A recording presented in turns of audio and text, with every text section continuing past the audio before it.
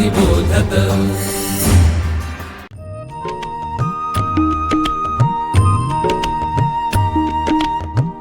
विवेकी अक्षर विवेकी लेखन सुश्राव्य वाचन श्रवणार्थ चरित्रे संस्कारी धीरवीर गाथा रम्य बालकथा अनुभवा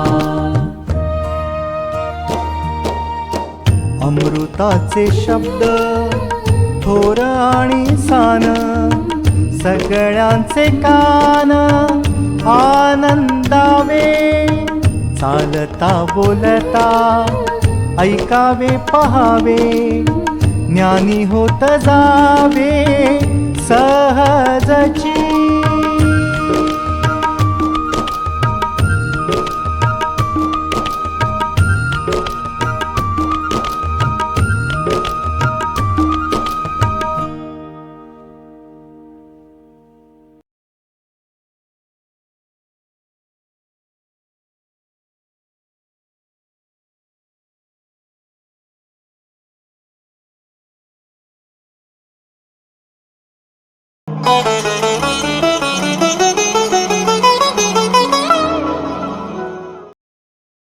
मी सौ अंजली चिंतामण माटे। मी आपल्याला अष्टांग दर्शनी गीता यामधील काही उतारे वाचून दाखवणार आहे। या पुस्तकाचे लेखक आहेत डॉक्टर बी.ए. कुलकर्णी आणि संपादन आहे सौ सुनंदा पाटसकर। रामायणकालीन समाज दर्शन। रामायण काळात 4 समाज होते, देव, मनुष्य, वानर, राक्षस। देव समाज हा हिमालयात तिबेट व त्याच्या उत्तरेस राहत होता। देव समाज ज्या स्वर्गात राहत होते तेथे जाऊन परत येता येत होते। दशरथ इंद्रास मदत करण्यासाठी स्वर्गात जाऊन परत आला होता। स्वर्ग म्हणजे जाऊन परत येण्याजोगे स्थान होते। मानव समाज उत्तर भारतात राहत होता। त्या काळी उत्तर भारतात जवळपास 350 राज्ये होती। ती आजच्या जिल्ह्याएवढी तर काही तालुक्या एवढी राज्य असत। अयोध्या ही मनुनिर्मित नगरी होती। तेथील रस्ते प्रशस्त होते। रस्त्यावर रथांच्या धावण्याने धूळ उडू नये म्हणून पाणी शिंपडले जाईल। रस्त्यावर धूप जाळीत, रांगोळ्या घालीत, घराच्या दारावर तोरणे बांधीत। वाडे भव्य होते। कौसल्याचा वाडा अनेक चौकांचा होता। त्या प्रासादात उद्याने होती। पशु पक्षी बागडत असत। कौसल्या समंत्रक आहुती देत होती, म्हणजे वेद मंत्र शिकली होती। सीता ही विद्या संपन्न होती। सीता राज्य करण्याइतकी कुशल आणि पात्र होती। अरण्यात पदार्पण केल्यावर सीतेने रामाशी राजनीतीची चर्चा केली होती। पुढे अशोकवनातही तिने हनुमंताशी चर्चा केली आहे। अत्यंत मार्मिक प्रश्न विचारून तिने रामाच्या राजकीय हालचालींची माहिती विचारली आहे। रावण तिला आकाशमार्गे पळवून नेत असता ती आपले अलंकार खाली फेकते। यात तिथे प्रसंगवान दिसते। कैकेयी सुद्धा युद्धावर गेली होती। दशरथाच्या रथाचे सारथ्य करीत होती। रामाला वनात पाठवणे हे राजकारण कैकेयीने जाणीवपूर्वक घडवून आणले होते असे स्पष्ट दिसते। कैकेयीच्या अशा राजकारणाने राक्षसांचे वध झाले। वानर राज्याशी रामाची मैत्री झाली। लंका मित्र राज्य बनली। हनुमंत, विभीषण यासारखे मित्र मिळाले। राम वनवासामुळे ऋषीमुनींची दुःखे दूर झाली। देवानीत म्हटल्याप्रमाणे राजकुमार श्रीरामाच्या द्वारे देवांचे मोठे कार्य झाले। एक अलौकिक आत्मानुभूती आली। वानर समाज। वानर हे मनुष्यच होते। वानर हा त्यांचा वेश होता। त्यांनी आपल्या इच्छेने वानर वेश टाकून मनुष्याचा वेश रूप धारण केले असा उल्लेख वाल्मिकी रामायण युद्धकांड 127-44 मध्ये आहे। ते झाडावर राहणारे नव्हते। सुग्रीवाचा मोठा वाडा होता, पण ते वृक्षोपजीवी होते। आज जसे नागलोक आहेत तसे पशुपक्ष्यांची नावे असणारे मानव होते। स्वतः हनुमान संस्कृत भाषेचा ज्ञाता होता। त्याला त्याच्या प्रांतातील लोकसभा येत होती। तो राजनीती कुशल होता। बलाढ्य होता. राजसभेतील रीतिरिवाज त्यात उत्कृष्ट अवगत होते. वानर हे गदायुद्ध करीत किंवा द्वंद्वयुद्ध कुस्ती करीत. राक्षस समाज, राक्षस ही मनोवृत्ती आहे. राक्षस नरमास भक्षक होते. राक्षस वेद मंत्र घोषय करीत. राक्षस चांगले कलावंतही होते. लंका नगरी सुंदर होती. तेथे चित्रशाळा, क्रीडागृहे, लतागृहे होती. लंकेभोवती तट होते. त्यावर शतहनी म्हणजे तोफा होत्या. उपयंत्रे म्हणजे दगड फेकण्याची यंत्रे होती. श्रीलंकेत रामायणाला इतिहास समजतात. रामायणाशी निगडीत अशी 43 स्थाने श्रीलंकेत आहेत. राक्षस राज्य जसे ऐश्वर्य संपन्न होते, पण आक्रमक आणि अत्याचारी होते. श्रीरामाला त्याच्या दिव्य चरित्रामुळे पुढे देवत्व देण्यात आले. रामकथा इतकी लोकप्रिय झाली की अनेकांनी आपापल्या पद्धतीने रामकथा लिहिली. त्यात आपापल्या कल्पनेप्रमाणे, संप्रदायाप्रमाणे बदल केले. पुढे भारताच्या प्रत्येक प्रादेशिक भाषेतही रामायण रचले गेले. प्रादेशिक भाषेमुळे त्या कथा समाजात अधिक रुजल्या आणि त्याच खऱ्या वाटू लागल्या. अनेक उपासना पंथातून, अनेक महाकाव्यातून, अभिजात गायनातून, रंगीत चित्रशिल्पातून, नृत्य नाट्यातून, लोकगीतातून, छायाप्रकाशाच्या खेळातून, कठपुतळ्यांच्या माध्यमातून बहुभाषिक, बहुराष्ट्रीय रामकथा वाचाव्यास मिळते. रामकथा देश, भाषा, धर्म, पंथ अशी लोकप्रिय बंधनं मानत नाही. ती संपूर्ण मानवजातीची कथा आहे. भगवान श्रीराम आणि रामायण यांना भारतीय जनमानसात अनन्यसाधारण महत्व आहे. कर्म, भक्ती, ज्ञान आणि योग यांचा अपूर्व संगम असलेले श्रीरामाचे जीवनकार्य भाविकांना कायमच प्रेरणा देत आले आहे. श्रीरामाचे व्यक्तिमत्व, त्यांचे नेतृत्व, त्यांच्यातील संघटकांचे गुण, लोकांची मने जोडण्याचा, वानर सेनेला अचूक दिशादर्शन, त्यांचा स्वभाव खूप काही शिकवून जाणार आहे.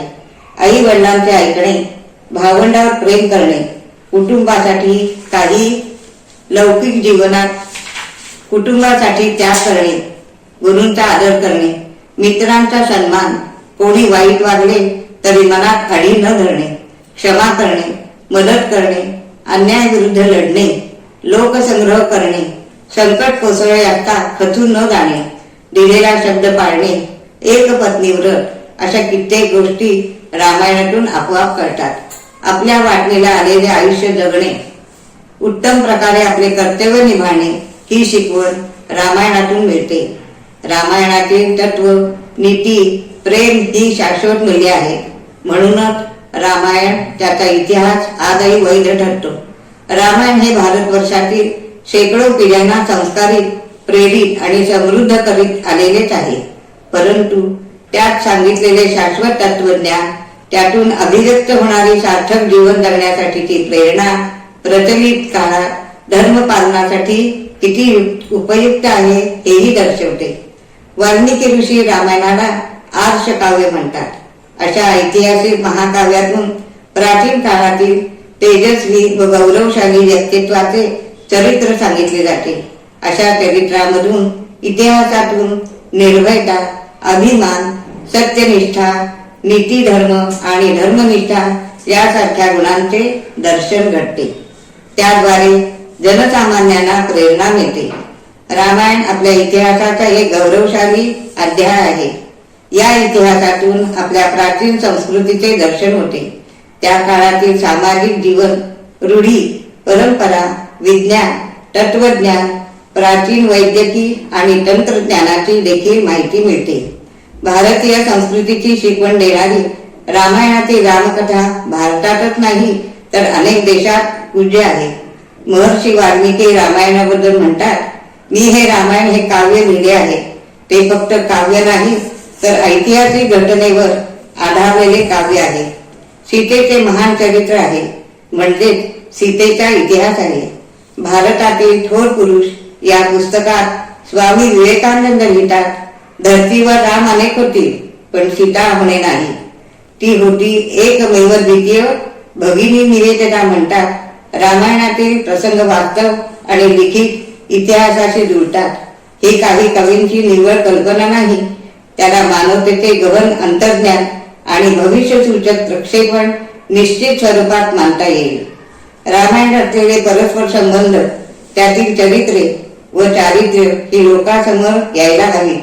रामायणात 4 बंधू, त्यांच्या सहधर्मचारिणी, त्यांचे माता पिता, मित्र, सखे, सहकारी, भक्त या सर्वांनी आपल्या समोर परस्पर संबंधासंदर्भातील आदर्श ठेवले. परिवारातील काही घटकांनी समजूतदारपणा दाखवून हा परिवार पहिल्यापेक्षा जास्त मजबूत, जास्त एकत्र आणला. ही गोष्ट समाजापुढे येणे आज आवश्यक आहे. हा पुरुषार्थ, हा संदेश आपल्याला रामायणातून घ्यायचा आहे.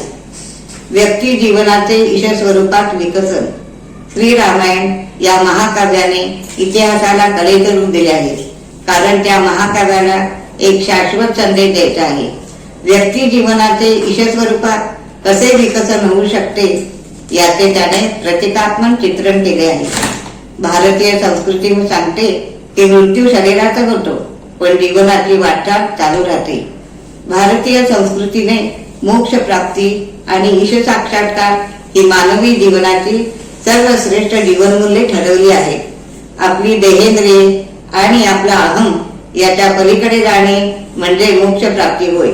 तसेच दृढ चेतनात्मक विश्वासी भावनेने तादात्म्य पावणे म्हणजे ईश साक्षात्कार होय. प्रथम मोक्ष प्राप्ती, नंतर ईश साक्षात्कार मोक्ष प्राप्त होणारी स्थिती आहे. ईश साक्षात्कार अनुभवण्याची स्थिती आहे. मोक्ष प्राप्तीनंतरचे जीवन हे खरे आध्यात्मिक जीवन होय. श्रीरामाचे सर्व कुटुंबीय मोक्ष प्राप्त झालेले होते. कुणालाही अहंकार नव्हता. सारे अहंभावा पलीकडे जाऊन विचार करणारे होते. साऱ्यांचे भावनात्मक ऐक्य होते. सर्व कुटुंब आध्यात्मिक भावजीवन आनंदाने भोगत होते. श्रीराम अरण्यात आले. त्यांनी ऋषीमुनींना अभय दिले. सज्जनांचे संरक्षण, दुर्जनांचा संहार आणि धर्म संस्थापना ही दृष्टी श्रीरामाची आहे.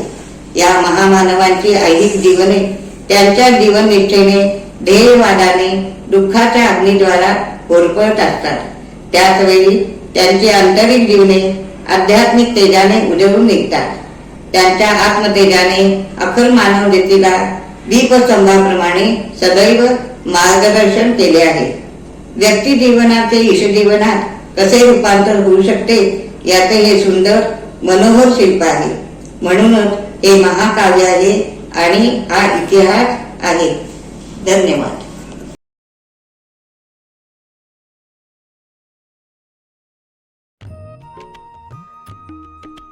विवेकानंद केंद्र मराठी प्रकाशन विभाग म्हणजेच MPRV गेली 35 वर्षे संस्कारक्षम आणि राष्ट्रजागरणपर पुस्तकांच्या प्रकाशन व्यवसायात.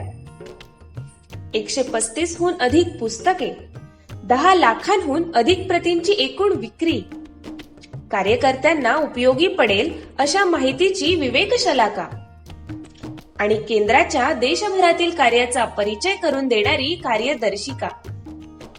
संपर्क अश्विनी हाईट्स, पहिला मजला, ग्राहक पेठेजवळ, टिळक रोड, पुणे 30. संपर्क क्रमांक 9881061686.